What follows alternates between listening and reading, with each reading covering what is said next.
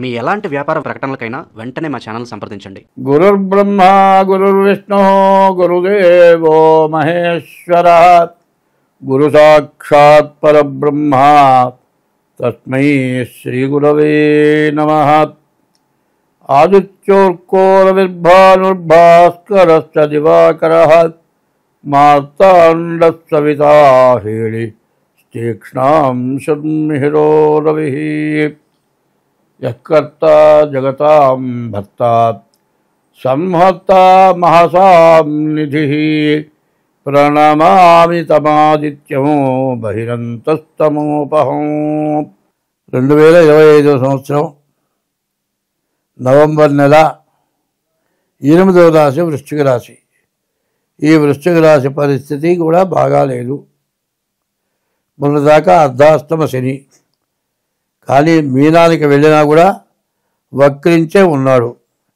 ఈ రాశి వాళ్ళకి కుజుడు బాగున్నాడు, బుధుడు బాగున్నాడు, రవి బాగున్నాడు, శుక్రుడు బాగున్నాడు, గురువు బాగున్నాడు.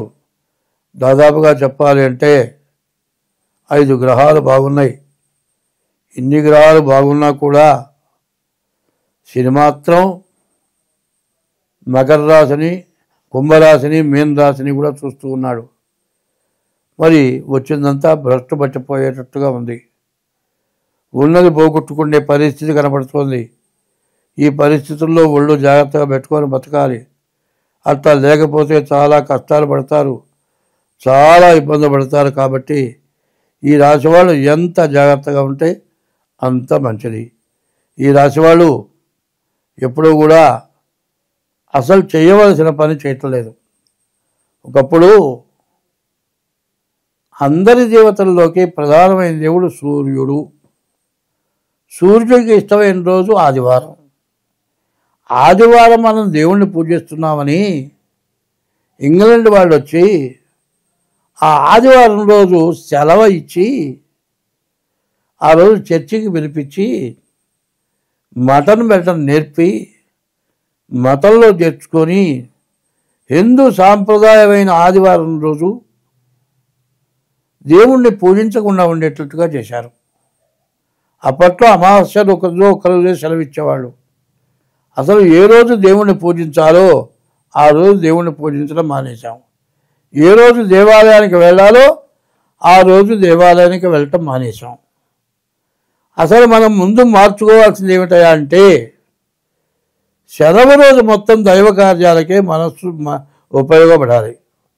శాకాహారమే తినాలి, ఇష్టదైవాన్ని పూజించాలి, తల్లిదండ్రులకి ఇబ్బంది లేకుండా వాళ్ళ బాధలు చూడాలి. ఇటువంటి పని చేయాలి. వాళ్ళే కాదు, వృద్ధులు బజార్లో ఇబ్బంది పడ్డే వృద్ధులు ఎవరైనా ఉంటే వాళ్ళకి ఆహారం కానీ, కావాల్సిన గుడ్డలు కానీ, వాళ్ళకి నివసించడానికి అవకాశాన్ని కానీ ఇవ్వవలసిన అవసరం చాలా ఉంది. ఎవరు చూడక పిల్లలు వదిలేసి వెళ్ళిపోయి వాళ్ళు బజార్ల మీద తిరుగుతున్నారు. వాళ్ళు అడుక్కొని తింటున్నారు పెద్దవాళ్ళు. వాళ్ళు ఎవరైనా కానీ వృద్ధులు దైవంతో సమానం. వాళ్ళకి లోటు లేకుండా చూడాల్సిన అవసరం అవుతుంది. తల్లిదండ్రులను ఇబ్బంది లేకుండా చూడాలి. మరి నీవు ధర్మంగా బతకాలి, దైవాన్ని పూజించాలి. మరి ఆదివారం ముఖ్యం ఏమిటా అంటే, సూర్యుడు రవివంశంలో పుట్టాడు. రవివంశాధిపతి సూర్యుడు. అటువంటి సూర్యుడుకి సంబంధించిన వాడే రామచంద్రమూర్తి. ఆ రామచంద్రమూర్తిని అందరూ పూజిస్తే ఏ లోటు రాదు. రామ అనే అక్షరాలు 2. రామేమో అగ్నిబీజం, మా శక్తి పూజం. ఈ రామ అనేటువంటి పేరు ఋషులు ముందుగా నిర్ణయించి మరి ఆయన జన్మించమని కోరారు. ఆయన రాముడంటే మానవుడు కాబట్టి అన్ని కష్టాలు పడి అందరికీ మేలు చేసిన వాడు రాముడు. అటువంటి రాముడిని పూజించడం చాలా అవసరం. రామ రామ రామ అంటే చాలా మంచిదిట.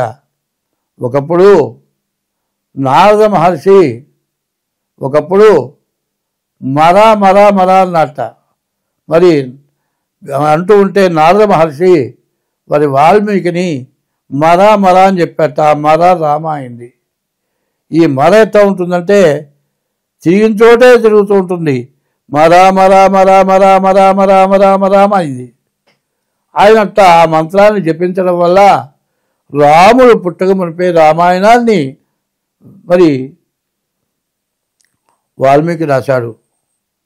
వాల్మీకి అంటే ఆ తపస్సు చేసి వాల్మీకి అంటే గడ్డిలో పుట్టాడు. ఆయన రామాయణం జరిగింది మొత్తం రాశాడు. అటువంటి రాముణ్ణి పూజించకపోతే మనకు ఇక పుట్టగతులు లేవు. మనం సక్రమంగా బతకలేము. మన మతం నిలబడదు. హిందువుల కంటే మొట్టమొదటి మతం ఎక్కువగా పెరుగుతుంది ఏంటంటే క్రిస్టియన్ మతం. అది బాగా ఆలోచించండి. మనం పోయి ఇతర మతంలో చేరటం అనేది అది ధర్మమో అధర్మమో చెప్పండి. మీ తల్లిదండ్రుల పేరు చెప్పుకోకుండా ఇంకో పేరు చెప్పుకుంటే ఎట్లా? చాలామంది అడుగుతున్నారు. క్రిస్టియన్ మతంలో ఉన్నవాళ్ళు వాళ్ళ తండ్రులు తాతల పేర్లు చేస్తే హిందువుల పేర్లే. హిందువులు మతంలో చేరారు. హిందూ మతం భ్రష్టు పట్టిపోయింది. హిందూ మతం అనేది ఎవరికి అపకారం చేసేది కాదు. దైవాన్ని పూజించడం చాలా అవసరం. ఇవాళ దేవాలయాల్ని ధ్వంసం చేస్తున్నారు. దేవాలయాల్ని ధ్వంసం చేసిన అందరూ చుట్టూ కూర్చుంటున్నారు. ధ్వంసం చేయకుండా ఉండాలంటే అందరూ వారంలో ఒకరోజు వాళ్ళ ఏరియాలో ఒక దేవాలయానికి వెళ్ళి కనీసం హరే రామ నామం చేయండి. ఇట్లా చేస్తే మనమంతా బాగుంటాం. మరి చదువు లేని వాళ్ళకి జ్ఞానం తెలియపరచండి. మరి ఒక సూర్యుండు సమస్త జీవులకు తాను కొక్కడై తోచు పోలిక ఏ దేముడు సర్వకాలము మహాలీలన్ నిజోత్పన్న జన్య కదంబంబుల హృత్సలోహములను నానా విధానమున రూపములై ఉప్పుచుయుండు అట్టి హరినే ప్రార్థించు సిద్ధుండనై. హరి అనగా సర్వవ్యాపకుడు. ఒక చోటంటూ లేనివాడు కాదు. ఒక చోట లేకుండా అంతటా ఉన్నవాడు సూర్యుడు. ఆయనే హరి. ఆయనే శ్రీ మహావిష్ణువు. కాబట్టి వృశ్చిక రాశి వాళ్ళైనా సరే బాగున్నదని నమ్మద్దు. ఈ రాశి వాళ్ళ ఇబ్బంది చెప్పాలి అంటే ఏకాదశిలో రవి కూజ బుధుడు ఉన్నారు. కానీ ఈ ఎంత బాగున్నా కూడా ఏమవుతుందంటే బయట ఒక కుళ్ళిపోయిన వస్తువుని బయట పారేశారండి. అది అక్కడే కాదు, తలుపులు వేసుకున్న లోపలికి కూడా వాసన వస్తుంది. అందరూ కలిసి చేసిన పాపం రాజు అనుభవించాలట. రాజు చేసిన పాపం ప్రజలు అనుభవించాలట. ఈ పాపం పోవాలి అంటే కుళ్ళిపోయిన వస్తువు ఎంతో దూరం వాసన ఎట్లా వస్తుందో ఎక్కువ మంది చేసిన పాపం అందరూ అనుభవించాల్సి వస్తుంది. అందుకు దైవనామ స్మరణ తప్పితే రెండోది లేదు.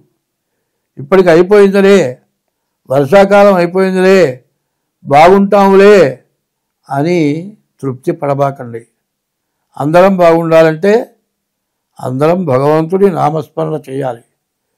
ఇతర మతాలని ఇతర వ్యక్తులని ద్వేషించే మనస్తత్వం ఉండకూడదు. ఇట్లా ఉంటే మీరు బాగుంటారు. ఈ వృశ్చిక రాశి వాళ్ళు సరిగా చెప్పాలంటే శనిని పూజించాలి. శనికి అభిషేకం చేసుకోవాలి. శనికి ఎప్పుడు కూడా ప్రతిరోజు శివాలయానికి వెళ్ళి ప్రదక్షిణ చేయాలి.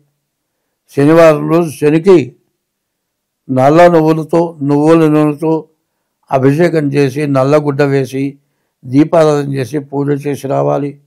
ఇట్లా చేస్తే ఈ రాశి వాళ్ళకి ఎటువంటి నష్టము కష్టము కలగదు. స్వస్తి.